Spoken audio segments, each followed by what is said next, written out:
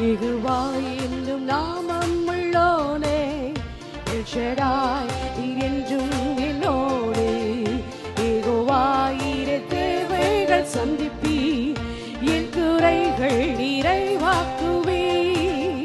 யெகோவா என்னும் நாமம் உள்ளோனே எல் ஷடாய் நீர் என்றும் என்னோடு யெகோவா இரு தேவைகள் சந்திப்பி என் குறைகள்